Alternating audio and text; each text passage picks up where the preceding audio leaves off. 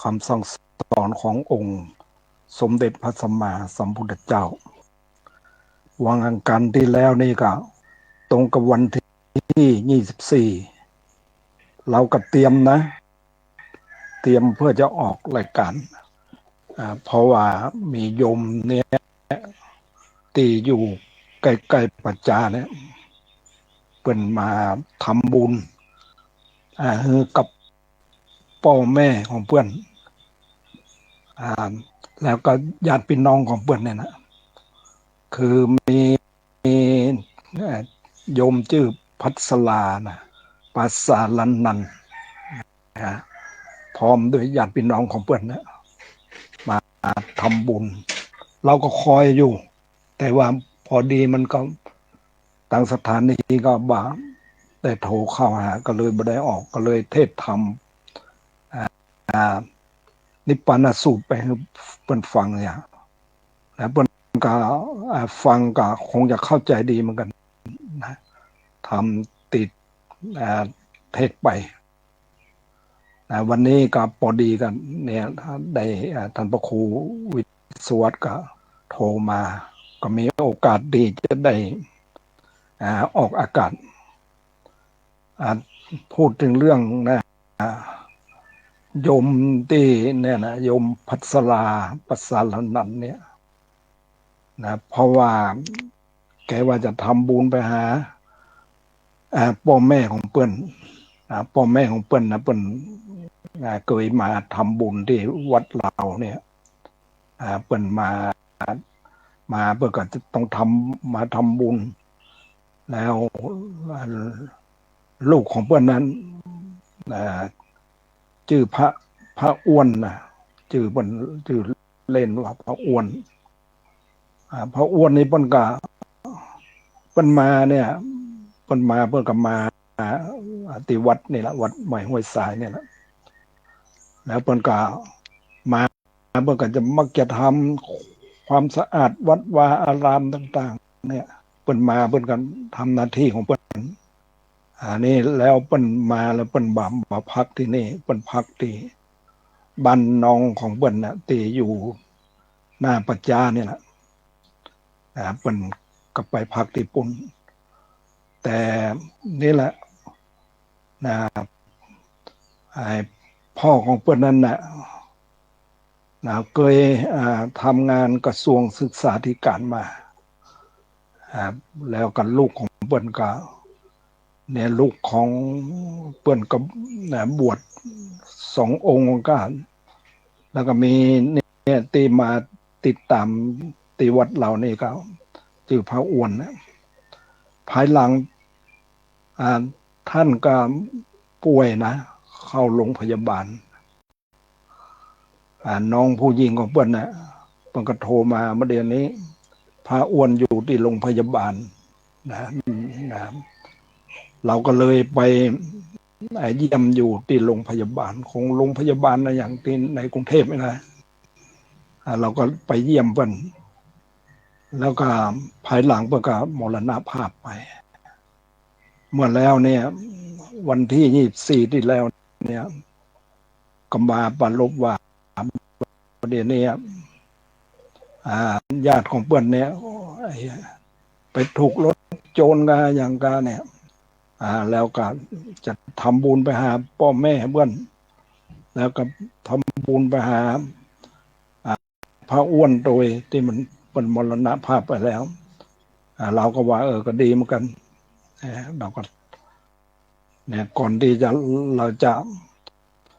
วันนี้คือว่ามันตรงกับวันอากาศเราก็ว่าจะเอารายการสถานีของวัดไฟหินตัวเนี่ยแต่เราคอยบ่มีเปิ้นโทรบ่ได้โทรมาก็เลยออกมาเทศไปปากเปล่าโดยที่บ่ได้ออกอากาศแล้วก็มีการสวดมนต์อะไรอย่างเงี้ยแล้วเปิ้นก็เนี่ยถวายทานเพื่ออุทิศไปให้กับญาติเปิ้นพ่อแม่ของเปิ้นเนี่ยแล้วก็นี่วันที่20 วันที่สาวอย่างนี้นะเนี่ยทางเนี้ยทางวัดเนี่ยปุ่งน้อยเนาะมันจะทางศรัทธาวัดปุ่งน้อยนำโดยปอถาฟ้าลุ่งเรืองมาว่าจะทำบุญทอดผ้าป่าก็มากันพอสมควรเราก็ไอ้นี่เราก็ตอนรับนะพอมันป้นว่าจะมาสัก5 โมงเลยนะที่ไหนได้นะต้องป้น6 โมงนะ6 โมงมา6 โมงกว่าเนี่ยก็เลยวันนั้นก็เลยมาได้ทำวัดสวดมนต์ก็เลยเป็นการตอนรับพระป่าของปอดทาฟ้าลุ่งเรืองพร้อมทั้งญาติพี่น้องของเพื่อนนะมากันหลายพอสมควรแต่เราก็เอาเรื่องเนี้ยเรื่องการทำบุญเนี่ยเอาเรื่องไอ้นางปุณนางปุณณธาสีเนี่ยนางปุณณธาสีนี่เป็นหญิงที่ทุกข์ยากนะอาศัยการเลี้ยงชีวิตด้วยการรับจ้างอย่างรับจ้างเศรษฐีแล้วก็เนี่ยรับจ้างนะแกสมัยก่อนนี่มันจะต้องตำข้าวนะหาบน้ำตำข้าวเนี่ยเรื่องอันนี้เรื่องกันสมัยก่อนสมัยที่บัจเจริญนะมันต้องไอ้ทำแบบนี้แหละอันนี้มานึกถึงแล้วเนี่ยคือสมัยที่บ้านเก่าเราเนี่ยก็ทำแบบนี้แหละคล้ายๆต้องตำข้าวนะแล้วก็มีไปหาบน้ำในท่าน้ำเนี่ยหาบน้ำตำข้าวเนี่ยอันนี้สมัยที่เมื่อก่อนๆนะดังยังหงสีเนี่ยยังบ่มีนะภายหลังก็มีลงสีขึ้นมาแล้วก็ บ่ได้ไปบ่ได้ตำข้าวกันภายหลังกับเนี่ยเป็นโดยการสีข้าวกันนะหาบน้ำเนี่ยเดี๋ยวนี้มันก็บ่ได้หาบน้ำแล้วมันการพัฒนากันขึ้นมาคือกันเนี่ยใจน้ำประเดี๋ยวนี้มันใจน้ำประปากันใจนั่นกันใจน้ำขวดกันน้ำขวดผลิตน้ำขวดขายกันสมัยก่อนในมันต้องไปตักน้ำนางคิดว่าตามในนั้นว่านางปุณณธาสีเนี่ยนะก็รับจ้างเศรษฐีเนี่ยแหละตามข้าวเศรษฐีก็จะเอาเนี่ยข้าวที่ข้าวหัวเปลี่ยนเพราะว่าข้าวหัวเปลี่ยนข้าวที่มันแบบปอดีพออย่างตัวใดนี่แหละเอาเป็นค่าจ้างของนางปุณณธาสีนางปุณณธาสีนี่ก็ได้ค่าจ้างอย่างนี้ก็เอาเนี่ยเข้าที่มันบปอนดีต่อใดเนี่ยนะเอามาเอามาเอามาจีเอามาอย่างนะเอามาตีเอามาอย่างแล้วก็เพื่อจะเอาไว้กินเอาไว้บริโภคครั้งหนึ่งเนี่ยไปตักน้ำติท่าน้ำเนี่ยไปตักน้ำแล้วก็พอดีเนี่ยพระพุทธเจ้าเพิ่นก็มองดูแล้วเพิ่นก็คล้ายๆตรวจด้วยทิพยานว่าภายนอกจะไปเข้าคายพยานก็คือนางปุณณธาสีเนี่ยก็ไปเข้าขายพยานพระพุทธเจ้าก็ไป กับพระอานนท์ไปที่ท่าน้ำนางก็เห็นว่าเราเนี่ยเกิดมาเนี่ยเราเป็นคนทุกข์ยากลำบากถ้าเรามาได้ทำบุญสุนทานนี่นะเราก็จะต้องทุกข์ยากต่อไปก็คิดว่าเราก็เข้าที่มันที่เข้าจีที่ปกไว้เนี่ยนะเราก็ควรจะเอาใส่บาตรพระพุทธเจ้าอย่างเนี่ยพระพุทธเจ้าเป็นก็รับเอาเข้านางปุณณธาสีเนี่ยนะรับแล้วเนี่ยนางก็จิตเขาคิดว่าพระพุทธเจ้าในเปิ้นจะคงจะบัญชาของเรานะจะบัญชาเข้าของเราเนี่ยแต่พระพุทธเจ้าเปิ้นรู้ด้วยญาณด้วยวิธีจิตใจของนางนะเปิ้นก็เลยฉันเข้าให้นางได้นั่นเนี่ยฉันเข้าให้นางได้มีความจื่นใจในการที่รับเข้าไปแล้วเนี่ยในเมื่อลูนมาเพื่อกันคงจะแสดงธรรมเนี่ยจะเป็นหรือว่ามันจะเป็นอนุบุพพิกถาเนี่ยนะอนุบุพพิกถาเนี่ยพรรณนาถึงการทานการรักษาศีลพรรณนาถึงสวรรค์พรรณนาถึงโทษในการติดสวรรค์ติดสวรรค์เนี่ยจะต้องเทศนาอนุบุพพิกถาเนี่ยแล้วก็แสดงอริยสัจสี่อริยสัจสี่เนี่ยนะมันมีในธรรมเนี่ยสลากลิวิจารสูตรเนี่ยว่าพระพุทธเจ้าทุกพระองค์นะจะต้องเป็นผู้ตรัสรู้นะจะตรัสรู้แล้วก็ย่อมจะแสดงธรรมสลากลิวิจารสูตรใน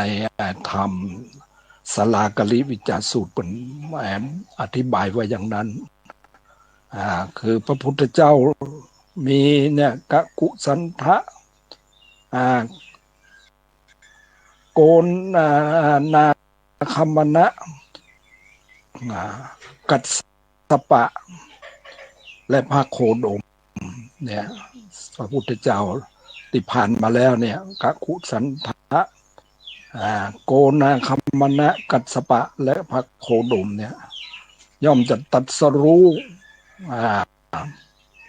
อริยสัจสี่แล้วก็ย่อมจะแสดงธรรมสลากลิวิจารสูตรทุกพระองค์นะอันนี้พระพุทธเจ้าที่ผ่านมาแล้วที่ยัง4 องค์แล้วอันนี้เป็นในธรรมสลากลิวิจารสูตรเป็นได้อธิบายไว้อย่างนั้นอันนี้ธรรมสลากลิวิจารสูตรเนี่ยแล้วก็จะเนี่ยเรื่องภายหลังก็จะมีท้ายๆอยู่ว่านิวรณธรรมธรรมเป็นเครื่องกั้นธรรมเป็นเครื่องกั้นเนี่ยหมายความว่ากั้นบ่ให้บรรลุความดีเรียกว่านิวรณธรรมมีกรรมฉันทะพอใจรักใคร่ในอารมณ์ที่ชอบใจมีรูปเป็นต้นเรียกกรรมฉันท์ 2. ปองร้ายผู้อื่นเรียกพยาบาท 3. ความที่จิตมันหดหู่และเคิบเคิมเรียกถินมิทะ 4. ฟุ้งซ่านและรำคาญเรียกอุทธัจจะกุกุจจะ 5. ลังเลบัดตกลงได้เรียกว่าวิจิกิจฉาอันนี้เรียกว่านิวรณ์ธรรม 5 อย่างเนี่ย กามฉันทะพอใจรักใคร่ในอารมณ์ที่ชอบใจมีรูปเป็นต้นเรียกกามฉันท์สองปองร้ายผู้อื่นเรียกพยาบาทสามความที่จิตหดหู่และเคิบเขิมเรียกถีนมิทธะสี่ฟุ้งซ่านและลำคาญเรียกอุทธัจจะกุกุจจะห้าลังเลบตกลงได้เรียกว่าวิจิกิจฉานี่อันนี้นิวรณธรรมนั้นเพิ่นจะต้องมันมีอยู่แล้วเนี่ยเพิ่นจะต้องคมนะคมด้วยตัดทางคะประหารคมมันแล้วเนี่ยมันทีมันยังมีอยู่คมแล้วมันยังมีอยู่ก็ต้องใจวิคัมพนะประหารวิคัมพนะประหารแล้วก็จะต้องใจสัมปเจตประหารสัมปเจตประหารในหมายความว่าหันหนทางแล้วในการที่จะปฏิบัติไปจากการที่ออกจากนิวรณธรรมเนี่ยอันนี้สัมปเจตประหารต้องใจอันนี้ทั้งสามอย่างนี้ตัดทังคะประหารวิคัมพนะประหารสัมปเจตประหารเนี่ยสัมปเจตประหารในหมายความว่ามันหันหนทางแล้วหันหนทางแล้วก็เดินตามทางเนี่ยมรรคมีองค์แปดเนี่ยนะมรรคมีองค์แปดสัมมาทิฏฐิเห็นชอบสัมมาสังกัปปะดำริชอบสัมมาวาจาวาจาชอบสัมมากัมมันตะการงานชอบสัมมาอาชีวะเลี้ยงชีวิตชอบสัมมาวายามะความภาคเพียรชอบสัมมาสติระลึกชอบสัมมาสมาธิตั้งใจมั่นชอบเนี่ยถ้าเดินตามทางเนี่ยมรรคมีองค์แปดเนี่ยเราก็จะถึงซึ่งจุดหมายปลายทางในความดับทุกข์ความพ้นทุกข์อันนี้เราต้องเอามาพิจารณาเนี่ยเรื่องการที่เราจะต้องดำเนินถึงความดับทุกข์ความพ้นทุกข์ได้อย่างไรอันนี้เมื่อคืนนี้นะเมื่อคืนนี้ก็ปน8 โมงเพิ่นก็นิมนต์ไปนะไปวัดลำเปิงเนี่ยเพิ่นระลึกถึงการสร้างวัดขึ้นมาระลึกถึงบุพการีผู้ที่มีคุณต่อวัดวาอารามคือผู้ที่สร้างวัดขึ้นตลอดถึงครูบาอาจารย์ที่เพิ่นได้ช่วยเพิ่นได้ช่วยนี่ทำนุบำรุงวัดวาอารามเนี่ยก็จะยกแต่ตามที่ตะคืนนี้ครับมักจะยกแต่ยกแต่อาจารย์ทองนี่นะอาจารย์ทองเป็นมาบุกเบิกแต่ว่าเราที่เคยอยู่ที่นั่นก็มีหลวงพ่อบัญญัติหลวงพ่อมันสมัยนั้นเราก็ มาเข้ากรรมฐานเนี่ยนะมาเข้ากรรมฐาน คือตอนนั้นเนี่ยมันเป็นองค์การศาสนิกสัมพันธ์แห่งโลกเป็นมาที่เชียงใหม่จะมาวัดสำคัญ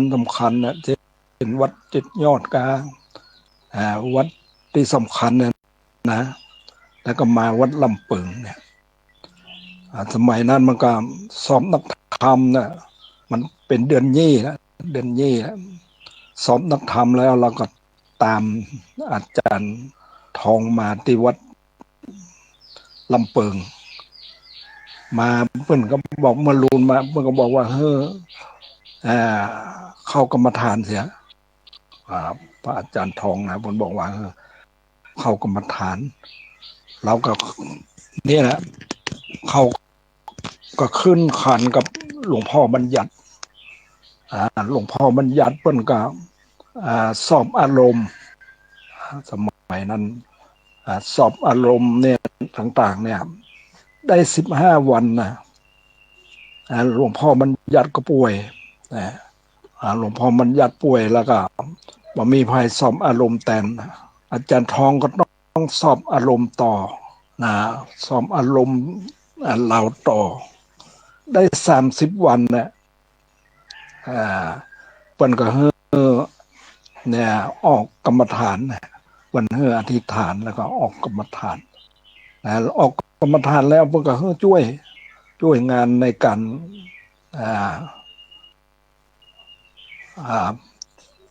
เกี่ยวกับวิปัสสนาเนี่ยช่วยเปิ้นแล้วเนี่ย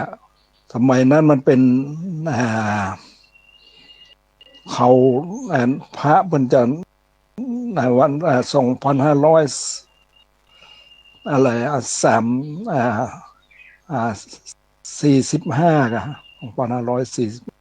กัน2,545นี่มันเป็นฉลองกรุงรัตนโกสินทร์เนี่ย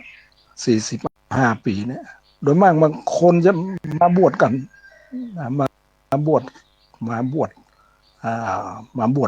พระกันมาบวชในการที่ประพฤติปฏิบัติกันนะเราก็ได้ช่วยเปิ้นเพราะว่าเปิ้นทำหน้าที่แต่อันนี้เรื่องที่นั่นนะในการที่การประพฤติปฏิบัติสำหรับวิปัสสนากรรมฐานเราก็ได้ฝึกเรียกว่าอาจารย์หลวงพ่อบัญญัติฝึกกับหลวงพ่อบัญญัติอยู่15 วันฝึกกับพระอาจารย์ทองอยู่15 วันรวมเป็น30 วันนะนี่เราเมื่อลูนมาเนี่ยมันก็ต้องเปิ้นก็มันก็เราก็ต้องไปเปิ้นมาขอไปที่ไปที่แม่แตงนะไปที่วัดอินทคินเราก็ได้ไปอยู่ไปจำพรรษาอยู่เราก็ไปจำพรรษาอยู่ระหว่างที่จำพรรษานั่นแหละเราก็เอาคนเฒ่าคนแก่นี่แหละที่เปิ้นมานอนวัดนี่แหละฝึกกรรมฐานอยู่กันหลายคนนะหลายคนพอสมควรโดยเฉพาะก็คือคนเฒ่าที่เป็นเคยนะอุปถากธรรมเราเนี่ยก็ได้เข้ากับปฏิบัติกรรมฐานอันนี้เรียกว่าเราก็เนี่ยได้ช่วยฝึกกรรมฐานกันแล้วกับภายหลังเนี่ยมาถึงนึกถึงเนี่ยแม่เราเนี่ยก็ว่าก็ควรที่จะปฏิบัติกรรมฐานก็ทำเนี่ยหมายความว่าช่วยท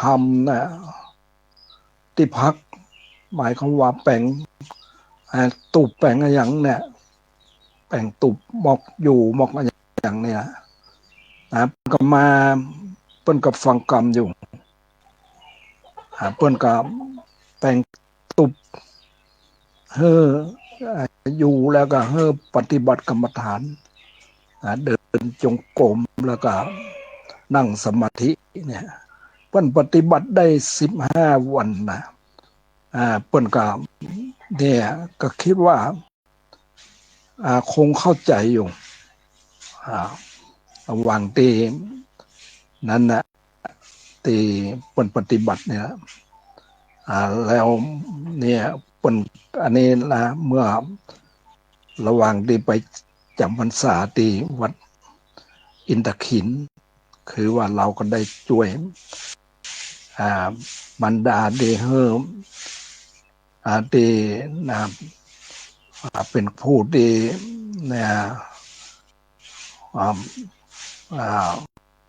เป็นผู้ที่มีพระคุณนะตอบแทนบุญคุณของเปิ้นเมื่อก่อนๆในเรากำลังอยู่นะเมื่อเป็นอ่อนน้อยๆเนี่ยบางทีเราความบ่รู้นะก็ต้องการนั่นต้องการนี้นะก็ให้เอาอยู่นะให้เอากับเปิ้นแม่นี่ก็ตามใจตัวใจเนี่ยพยายามหาเฮ้อเนี่ยอันนี้แต่เมื่อลูนมากันยังได้นะได้เรียกว่าเขาได้บวชแล้วเนี่ยได้มาเรียนกรรมฐานเข้ากรรมฐานแต่มันเข้ากรรมฐานเนี่ยมันเข้าครั้งแรกเนี่ยก็เข้าไปที่น้ำบ่อหลวงภายหลังเนี่ยมาทน2เนี่ยก็มาเข้าที่เนี่ยวัดลำเปิงเนี่ยภายหลังเนี่ยก็ได้เนี่ยได้ไปช่วยเหลือศรัทธาญาติโยมแล้วช่วยเหลือบรรดาตัวเองให้ปฏิบัติกรรมฐานเนี่ยก็คิดว่าเปิ้นก็คงจะ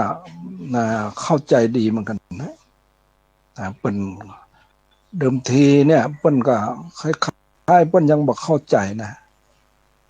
เรื่องศีลเนี่ยเรื่องการรักษาศีลเนี่ยแต่ว่าเมื่อเข้ากรรมฐานแล้วเนี่ยเปิ้นก็เนี่ยแม้แต่มดดำมดแดงเนี่ยเมื่อก่อนเนี่ยมันเคยนะเปิ้นเคยบี้มดเนี่ยมันขึ้นตามเสาก็เนี่ยมดเล็กๆน้อยๆน่ะมันขึ้นตามเสาตามอย่างเนี่ยเปิ้นก็คงเคยนั้นน่ะเคยฆ่าเคยอย่างอยู่แต่ภายหลังมาเนี่ยเปิ้นเข้ากรรมฐานนี่แหละเปิ้นบันได้อธิบายละบันได้บอกว่าเปิ้นจะมาทำเลยนะจะบอกฆ่าสัตว์เลยนะบอกฆ่าสัตว์ตัดชีวิตแต่แม่นี่กันเยอะชอบเอาเข้าให้ไก่นะไก่เอาเข้าให้ไก่ก็เอาเข้าให้ปลาก็เนี่ยแต่ว่าเมื่อนั้นอยู่เมื่อบ้านเก่านี่กันนั้นอยู่นะเปิ้นก็ชอบคล้ายๆมันชอบเฮ้อเหมือนกันนะเช่นว่าเดือนยามที่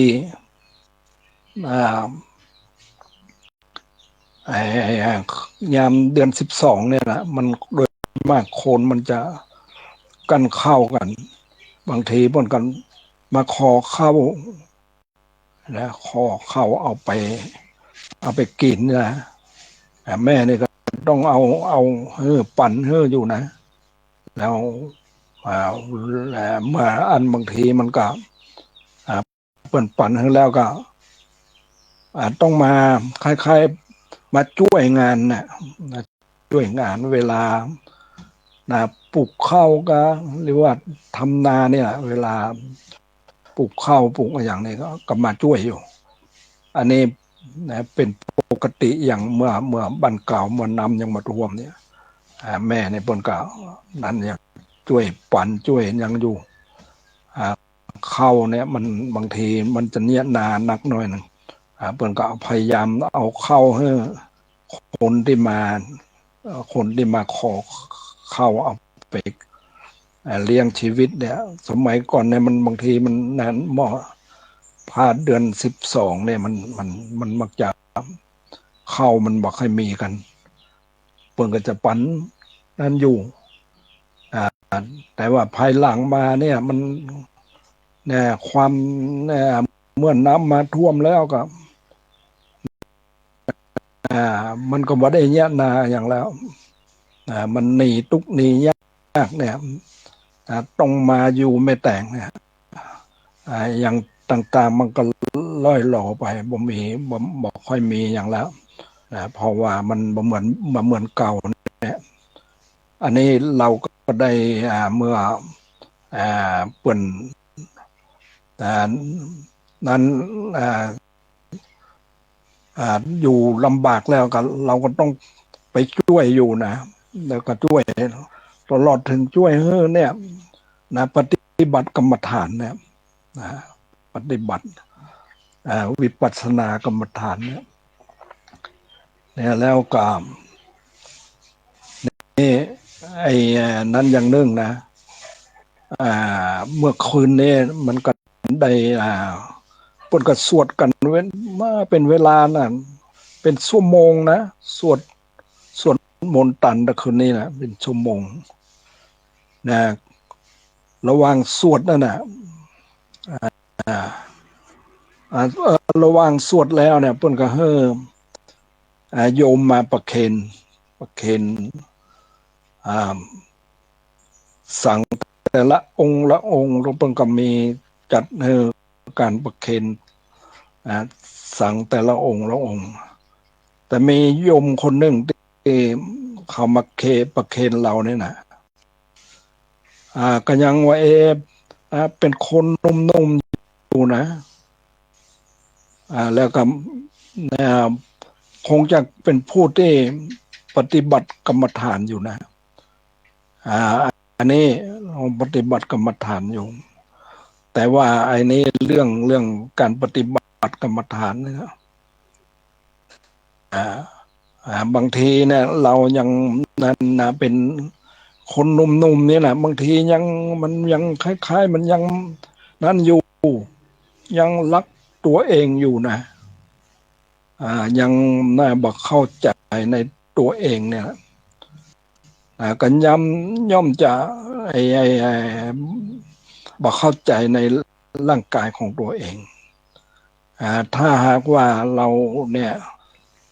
ปฏิบัติไปเนี่ยเจริญสติปัฏฐานนะปฏิบัติไปเนี่ยภายหลังก็ย่อมจะรู้เรื่องเนี่ยเรื่องร่างกายของตัวเองร่างกายของตัวเองมันเป็นอย่างไรเนี่ยเรื่องธาตุสี่ดินน้ำไฟลมนี่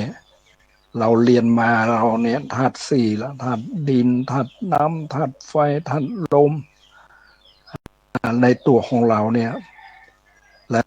ก็มันก็มีอายตนะภายในตาหูจมูกลิ้นกายใจเนี่ยอายตนะภายใน6ตาหูจมูกลิ้นกายใจและมีอายตนะภายนอก6คือรูปเสียงกลิ่นรสโผฏฐัพพะและธรรมารมณ์อันนี้อายตนะภายนอก6และมาเป็นสัมผัสกันตากระทบกับรูปก็เรียกว่าโสตวิญญาณหูกระทบเสียงก็เรียกว่าตากระทบรูปก็เรียกว่าจักขุวิญญาณหูกระทบกับเสียงเรียกว่าโสตวิญญาณ จมูกกระทบกับกลิ่นก็เรียกว่าคณะวิญญาณลิ้นกระทบรสก็เรียกว่าสิวหาวิญญาณ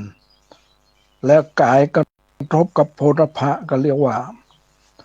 โพธพะวิญญาณและใจกระทบกับธรรมารมณ์ก็เรียกว่ามโนวิญญาณมีอยู่รวมแล้วกันธาตุอายตนะภายนอกอายตนะภายในอายตนะภายนอก6อายตนะภายใน6และมีธาตุคือธาตุรู้เนี่ยคือตาหูจมูกลิ้นกายใจมีความรู้เนี่ยอันนี้รวมแล้วเป็นเพราะว่าธาตุ18ในตัวของเราเนี่ยถ้าในบุคคลที่เป็นฝึกฝนไปแล้วย่อมจะรู้เจริญสติปัฏฐานเนี่ยมาแล้วเนี่ยย่อมจะรู้ย่อมจะเข้าใจในตัวของตัวเองเนี่ยแล้วก็เข้าใจในตัวของตัวเองแล้วก็ย่อมจะมีศรัทธานะศรัทธามีศรัทธาเนี่ยย่อมจะมีศรัทธาความเชื่อขึ้นเนี่ยความเชื่อเกิดความเชื่อขึ้นในการประพฤติปฏิบัติแล้วก็จะเป็นเหตุให้รักษาศีลศีลจะมั่นคงก็ต้องอาศัยหิริความละอายต่อบาปโอตตัปปะความเกรงกลัวต่อบาปแล้วก็เป็นคนที่เคยได้ยินได้ฟังมามากเป็นคนที่เคยศึกษามามากเล่าเรียนมามากปฏิบัติมามากแล้วก็ย่อมจะมีความเสียสละอันใดที่มันบดีก็เสียสละมันไปบ่ต้องให้มันมาเกิดมาเกิดในจิตใจของเราและมีปัญญาเนี่ยมีปัญญาเรียกว่าอริยทรัพย์7เนี่ยนะมันเนี่ยผู้ปฏิบัติไปแล้วก็ย่อมจะเข้าใจเรื่องหลักธรรมในการโดยการประพฤติปฏิบัติเนี่ยอริยทรัพย์7เนี่ยมันมีมันเกิดขึ้นแล้วเนี่ยมันก็ย่อมจะคุ้มครองตัวเองได้รักษาตัวเองได้อันนี้เรื่องในอริยสัจ7เนี่ยพระพุทธเจ้าเพิ่นก็พิจารณาเนี่ยคือพระราหุลเนี่ยซึ่งเป็นลูกของเพิ่นเนี่ยเดิมทีก็จะไปขอเนี่ยจะไปขอทางนางพิมพานี่ก็ว่าจะให้พระราหุลนี่ไปขอราชสมบัติกับพระพุทธเจ้าพระพุทธเจ้ากับพิจารณาแล้วเนี่ยที่เพิ่นได้อริยทรัพย์ติดต้นใต้ต้น4มหาโพธิ์เนี่ยแล้วเพิ่นได้ตรัสรู้เนี่ยเพิ่นว่าในพระราหุลเนี่ยควรจะได้รับอริยทรัพย์เอาอริยทรัพย์ทรัพย์ภายในเนี่ยมีศรัทธามีศีลมีหิริความละอายต่อบาปมีโอตตัปปะความเกรงกลัวต่อบาปเป็นผู้ที่ได้ศึกษามามากเป็นคนที่มีพร้อมที่จะเสียสละเป็นผู้ที่มีปัญญาเนี่ยมีอริยทรัพย์ภายในนี่นะก็นี่ละเลยนะพระสารีบุตรเป็นบวชนะบวชพระราหุลเป็นในเมื่อเป็นบวชแล้วเป็นกรรมคงเนี่ยประพฤติปฏิบัตินะภายหลังมันก็ได้สำเร็จเป็นพระอรหันต์ตัดกิเลสทั้งหมดอันนี้เรื่องอริยทรัพย์เนี่ยทรัพย์ในตัวของเรานี่นะมันก็มีอยู่นะมันมีอยู่ เราศึกษาเรื่องร่างกายของเราฝึกฝนร่างกายของเราเป็นอย่างไรเนี่ยอันนี้เมื่อคืนนี้เราก็เห็นพวกที่เขาปฏิบัติกันอ่าฝึกฝนปฏิบัติกันเราก็ในเราก่อนได้ยังบ่เข้าบ่เจริญยังบ่เข้าที่นั่งนะเราก็พูดกันนายนิกกี้บอกว่านิกกี้เนี่ยชอบชอบปฏิบัติวิปัสสนาไหมเราก็บอกถามมันอย่างนี้นิกกี้ก็เหมือนกับว่าก็บอกพอให้ชอบตัวใดนะมันก็คิดว่าไม่รู้นะมัน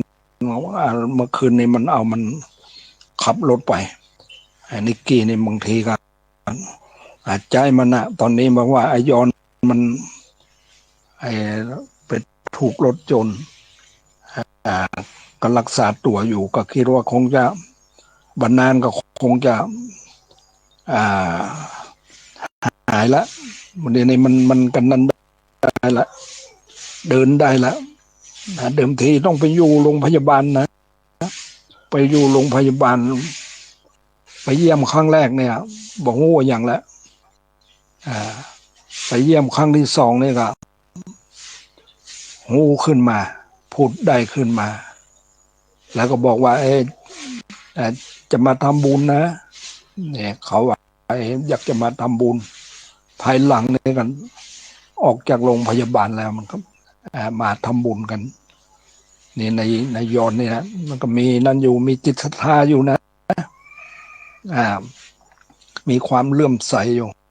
แล้วช่วงนี้เนี่ยบางทีก็ต้องเอาบะหมี่พายก็เอาในนิกกี้เนี่ยมันอยู่ใกล้ๆเนี่ยเนาะเอามาขับรถนายนิกกี้เนี่ยก็เป็นคนที่ขับรถนะเมื่อคืนนี้ไปเอาไปที่วัดลำเปิงเนี่ยเอาไปแล้วก็ไปคอยที่จะคอยที่จะเข้าสวดกันระหว่างคอยนี่แหละเราก็บอกถามนายนิกกี้เรื่องการปฏิบัติวิปัสสนาเนี่ยแปลว่ามันบางทีมันก็ชอบพ้องมาชอบพ้องเนาะตรงอันนี้มันต้องถ้าเรื่องการฝึกฝนวิปัสสนาเนี่ยเราต้องเข้าใจตัวเองเนี่ยนะนายย้อนเนี่ยมันก็เคย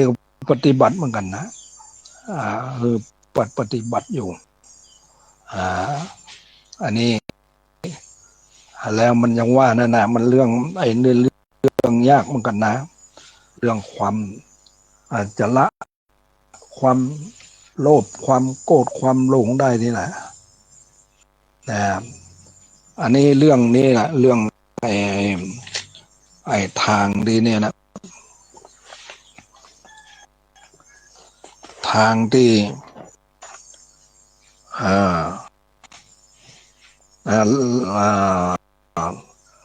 ทางที่ละสังโยชน์นะสังโยชน์10เนี่ยกิเลสที่ทำจิตใจมนุษย์จิตกิเลสที่ทำจิตใจมนุษย์บริสุทธิ์เนี่ยก็มีสักกายทิฏฐินะวิจิกิจฉาศีลพัตตปรามาสและกามราคะปฏิฆะรูปราคะอรูปราคะมานะความถือตนอุทธัจจะความฟุ้งซ่าน10อวิชชาความบรรลุแจ้งอันนี้เรียกว่าสังโยชน์10เนี่ยมันหุ้มจิตใจของคนเราอยู่เนี่ยผู้ ได้ผู้ตีค่ายต่อกันปฏิบัติวิปัสสนาเนี่ยก็จะต้องเนี่ยนะฝึกฝนตัวเองนะด้วยการเจริญสติปัฏฐานเนี่ยการเดินการนั่งเนี่ยมีสตินะอิริยาบถเนี่ยสี่เนี่ยยืนเดินนั่งนอนเนี่ยต้องมีสติการฝึกฝนเนี่ยเราจะฝึกฝนอยู่ที่ไหนก็ได้นะแต่ว่าไปอยู่วัดนี่เป็นมีห้องพักให้มีนั้นอยู่เป็นมี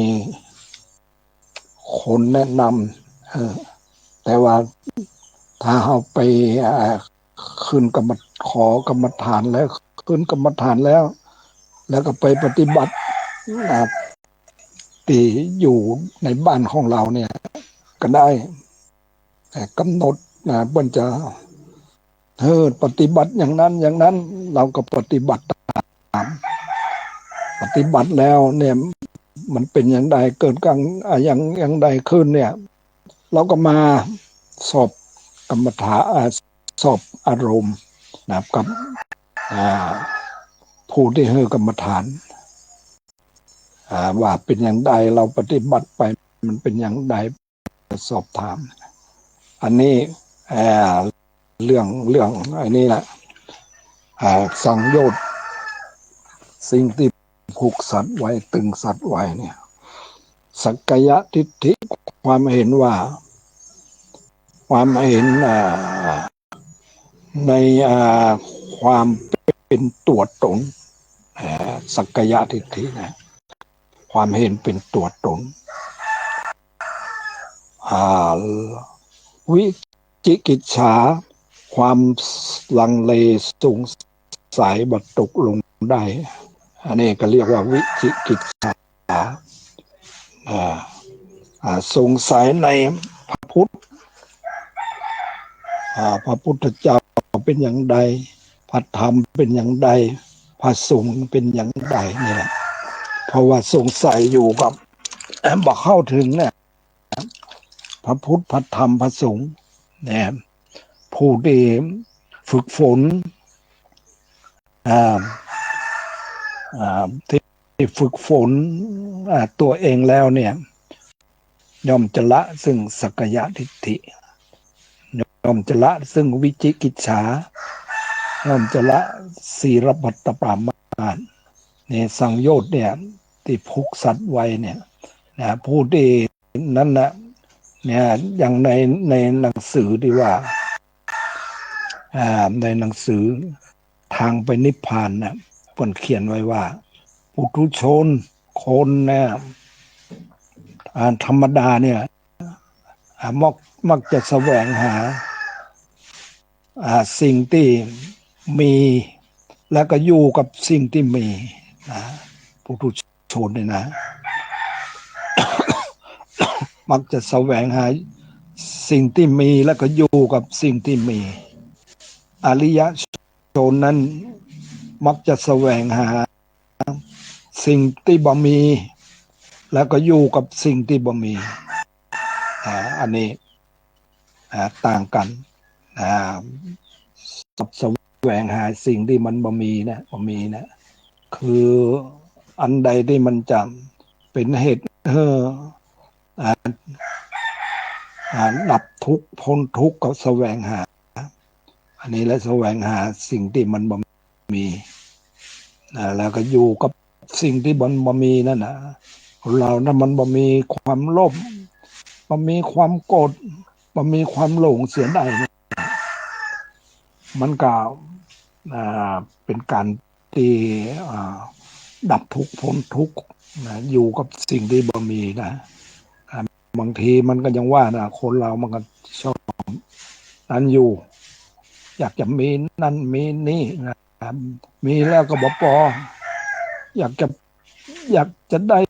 แล้วได้อีกไงอันนี้เรียกว่าย่อมจะแสวงหาสิ่งที่มันมี แล้วก็อยู่กับสิ่งที่มันมีเนี่ยอันนี้ก็บอกไปจากความพ้นทุกข์ความพ้นทุกข์ถ้าหากว่าหาแสวงหาสิ่งที่มันบ่มีนะคือเรียกว่าคือมันบ่เราบ่มีความโลภบ่มีความโกรธบ่มีความหลงเนี่ยมันก็ไปแต่ความดับทุกข์ความพ้นทุกข์